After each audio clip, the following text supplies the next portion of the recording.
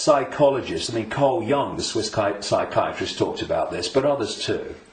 When you've got psychologists that say that they can break down the human personality into 12 major archetypes and combinations of them, well, at the level of awareness, at the level of consciousness, at the level of the true self, we are infinite possibility within an infinite reality of infinite possibility. How on earth can you break down that into 12 major archetypes and combinations of them? It's ludicrous, you can't. But what can you do that to? Computer programs. And that's what we are. These archetypal personalities are actually software running, perception software running within junk DNA.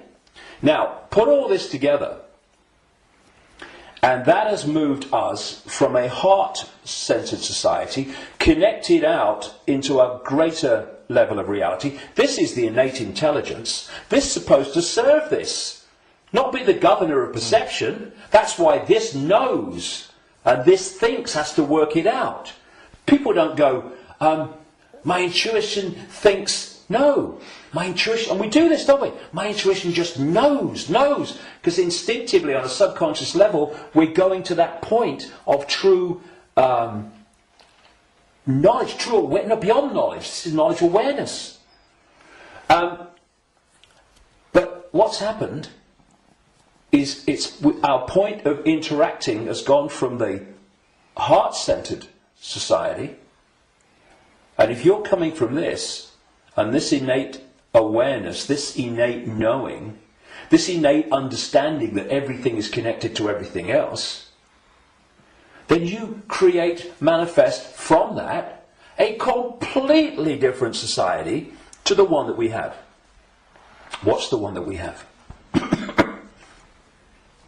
They've moved it into the belly. Humans now, gold. I've got a cough. It's not the cough that carries you off, it's the coughing that carries you off it.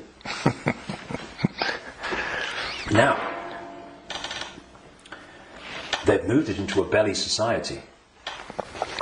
Where does human response come from, overwhelmingly, to events that we face? The emotions. It's an emotional response, it's an emotional reaction. It's not a heart reaction, overwhelmingly, though of course it does happen. It's an emotional reaction. You know, this mass manipulation technique that I called a long time ago problem, reaction, solution, where they create the problem covertly, tell the people through an unquestioning mainstream media the version of the problem they want people to believe, and then they get the reaction from the people, do something, something must be done, and then they who have covertly created the problem got that reaction, do something, then at stage 3 openly offer the solution to the problems that they have created, which gives them the excuse to change society and advance the agenda that they're following. Now, it's not problem, go into the heart, look at it from the innate intelligence of the heart. It's not even problem, have a think about it, do a bit of research, see what you think. It's problem, reaction, solution. It's the manipulation of an emotional response, an emotional reaction. And what they're doing all the time is manipulating an emotional response to get support or to justify what they're doing. So, for instance, they'll tell you that Gaddafi was killing his own people and what have you, because they're looking for an emotional response. Oh no, we've got to stop him killing his own people. What they don't tell you, of course, is that the rebels were actually put in there, funded and armed by the NATO alliance to cause the problem. And then when Gaddafi's troops start reacting to what they're doing, shooting back at being shot at, then suddenly, oh, look, Gaddafi's killing his own people. Reaction, oh yeah, we've got to stop it. So this is happening all the time. You know, 9/11, ooh, that was, look at 9/11. and those horrific pictures and the towers coming down. Did that take us to here? No, it took people here. And from this gut, what would he say? Gut reaction. You know how many? People say, "What does your heart tell you? What does your heart tell you?" Right?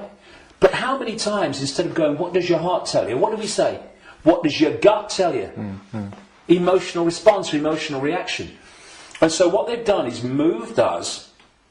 Not all of us, not everybody, but the vast majority. They've moved them from the heart, high vibration, which they can't touch. Yep. If we're in the heart, we're untouchable. It's like Radio 1 trying to impact on Radio 2. Can't be done. They're terrified of us going into the heart because it's over. So they move us into their stadium vibrationally. Because not only do they manipulate human response through emotion, they feed off human low vibrational emotional energy. They've turned us into their energy source, because they're an energetic source basically at their core. Well, we all are, but they're much more energetic than we are, because we're much more aware of the holographic, the so-called physical. And so when we eat food, we think we're eating physical food. There is no physical. We're eating holographic food. But the foundation of that food, which we decode into some kind of illusory solidity, is actually a waveform information field. All that these entities do is they feed, they get their energy source, not from a sandwich and a cup of tea, but directly, energetically. They absorb energy in its waveform. And so when we generate low vibrational human emotion, that emotion is resonating within the frequency. That's why we can't see it. We can feel emotion, but we can't see it. Because it's vibrating within another frequency band beyond visible light. And that's the frequency band that these archons, reptilians, overwhelmingly operate in. So every time we generate fear and all its offshoots, we're feeding them energetically. So you get a war, a 9/11, a global war, and you get an economic crisis where parents now in Greece are giving their children away or selling their children because they can't afford to feed them. Can you imagine, in that one incident with one set of parents, how much is generated here emotionally from the horrific? I can't even think about it. Imagine what it must be like. And that's just two parents. You get that operating. Look at the world.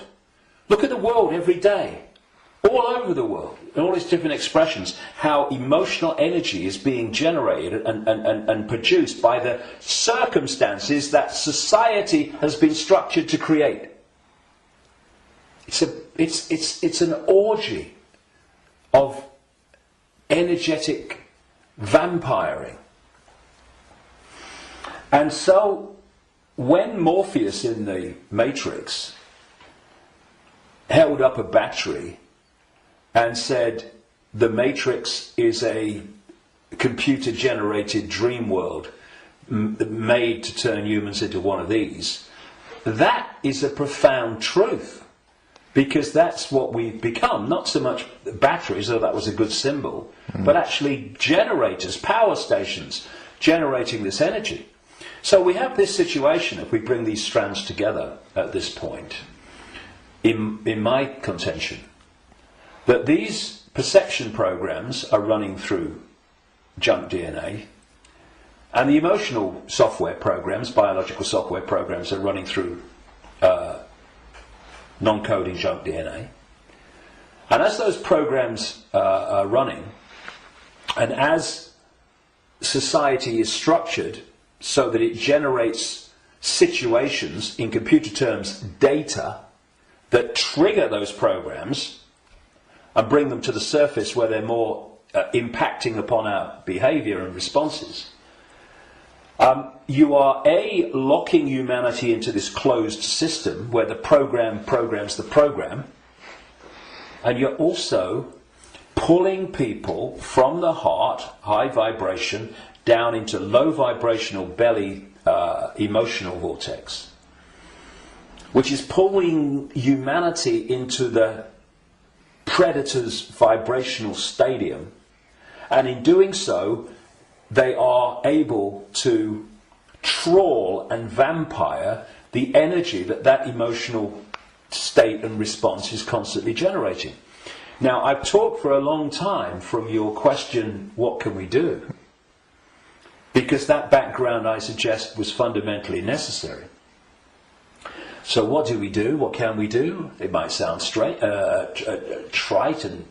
all the rest of it. I mean, because what we've got to do, of course, is we've got to stockpile weapons. We've got to create human armies to fight against them, and we've basically got to try to do all the things to them that they do to us, right? And where does that take us? First of all, it makes us them. And secondly, if we go down that road, will do what? Will produce more and more and more of this low vibrational emotional energy in the hatred and in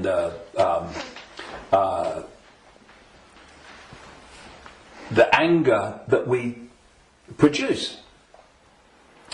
And we will also, if we go down that road, we will have symbolically weapons that manifest as a pop gun against state-of-the-art weaponry. So, although it's very macho and very, we've got to fight.